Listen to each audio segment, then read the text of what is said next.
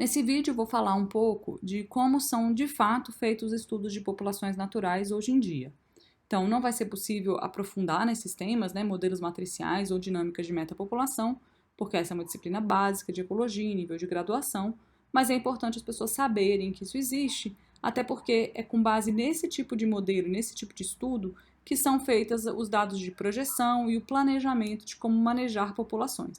Então, por mais que você não entenda ou saiba fazer um desses modelos, é importante saber que eles existem, até para depois poder interpretar dados que venham a partir desses modelos e poder usar essas informações. Como eu falei, então, a equação de Lotka-Volterra foi descrita lá no século XIX e ela é ainda muito útil para descrever comportamento e dinâmica populacional de muitas populações, inclusive, por exemplo, no caso do Covid-19, que tem sido, que mudou a vida do mundo inteiro entre 2019 e 2020. No entanto, a maior parte dos estudos de dinâmica de população não é mais feito considerando apenas a equação logística ou a equação de Lotka-Volterra. Tá? A maior parte dos estudos de dinâmica de população considera não só o número de indivíduos e a taxa de crescimento populacional, ou seja, N vezes R, mas também considera a estrutura de população. Então, lembra que em outro vídeo, em outra aula, eu falei do que é a estrutura de população, que é o número de indivíduos quando a gente divide em categoria de idade ou tamanho. Por quê? Porque essas categorias, os indivíduos dessas categorias vão ter taxas vitais diferentes. O que eu estou falando? Um indivíduo de 1 dia de vida tem chance de sobrevivência, de crescimento, de reprodução diferente de um indivíduo de 5 anos de vida, independente da espécie, certo? Para a gente pensar da onde vêm essas informações, tem uma coisa que é muito próxima da gente e que é usada, que é a mesma lógica que é usada, por exemplo, para seguro de saúde, para seguro de carro, tá? Então, quando alguém muito jovem tem um carro, o valor do seguro é sempre mais alto, especialmente se esse alguém for um homem, né? Um jovem do sexo masculino. Por quê? Porque a taxa de acidentes e roubos de carro entre indivíduos jovens do sexo masculino é muito maior do que a taxa de acidentes e roubos de carro, por exemplo, entre indivíduos mais velhos, por exemplo, com mais de 40 anos, e do sexo feminino. Então é muito comum quando um jovem ganha um carro dos pais que o carro não seja posto no seu nome. Por quê? Porque o seguro do carro vai ser cobrado mais caro. Porque a chance de um jovem de 20 anos bater o carro é muito maior do que de uma pessoa de 40 anos. Veja que os seguros de carro nem consideram o tempo de carteira de motorista. Por quê? Porque estatisticamente isso não faz tanta diferença quanto a idade da pessoa que está dirigindo, certo? Então, é a mesma lógica. Quer dizer que uma pessoa de 20 anos vai bater o carro? Não, não quer dizer, mas quer dizer que estatisticamente isso é mais provável. Então, é a mesma lógica que a gente usa em dinâmica de populações.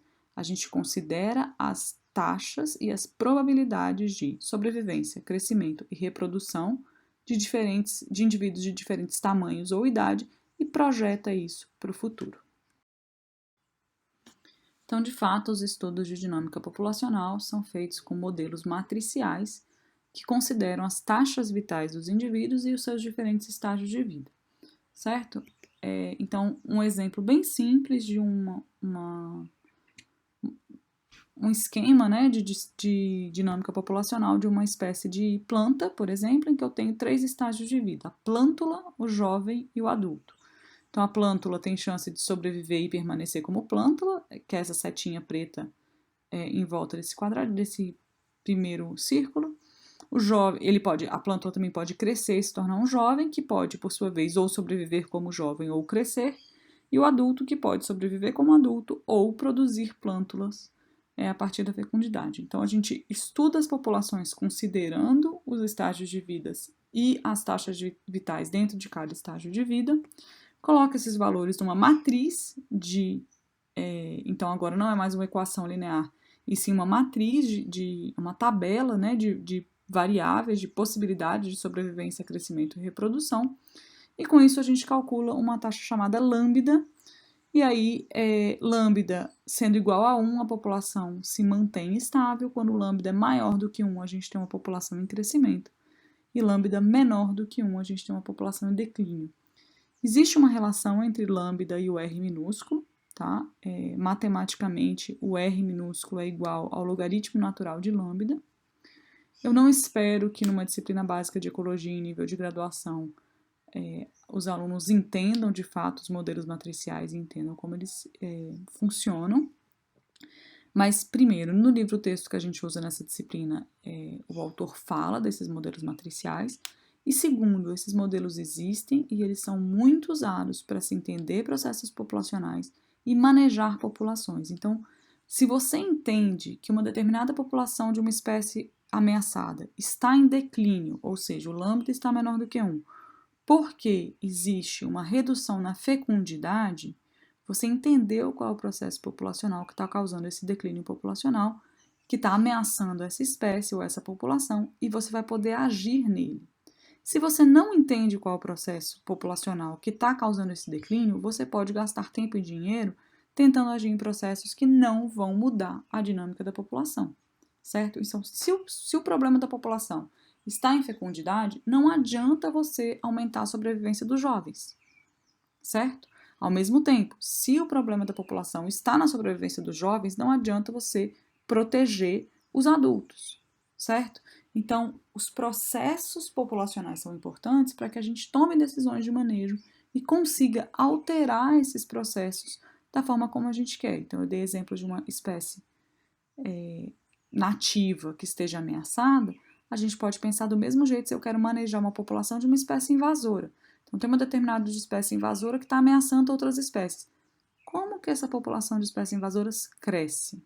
Como que ela se mantém em crescimento populacional? Como que esse lambda é sempre maior do que 1? É porque tem muita sobrevivência? É porque tem muito crescimento? É porque tem muita fecundidade?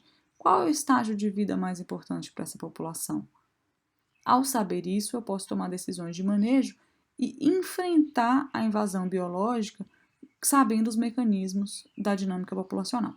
Então, a gente não precisa aprender na graduação a fazer esses modelos, mas a gente pode saber que eles existem e poder usá-los, por exemplo. Então, quando vocês podem se tornar biólogos, virarem gestores de uma unidade de conservação, não saber projetar esses modelos, mas ter um pesquisador que projetou esse modelo e você pode usar essas informações para tomar decisões de manejo, por exemplo. Outra escala importante da dinâmica de estudo de dinâmica de populações é a dinâmica de metapopulações. Então, lembrando que são metapopulações, são conjuntos de subpopulações, então que estão separadas geograficamente e tem alguma troca de genes ou de indivíduos entre si. Então, a gente tem uma matriz que não é favorável à ocorrência dessas populações, mas tem alguns lugares, algumas manchas na paisagem que essas populações têm suas áreas de ocorrência. E aí posso ter qualidade diferente dentro desses fragmentos de populações, né? Então, eu tenho populações em áreas que são mais favoráveis, então nessas áreas a população pode estar em crescimento populacional, e da onde os indivíduos podem migrar para outras populações em que a área não é tão favorável, e às vezes essa população está em declínio populacional. Em dinâmica de metapopulações, a gente chama essas áreas de fonte e poço, ou fonte e dreno. Então, as áreas de fonte seriam essas áreas de fragmentos de alta qualidade, em que a gente tem crescimento populacional, e que muitas vezes os indivíduos dessas áreas, inclusive por competição intraespecífica, migram para outras áreas que acabam sendo de baixa qualidade.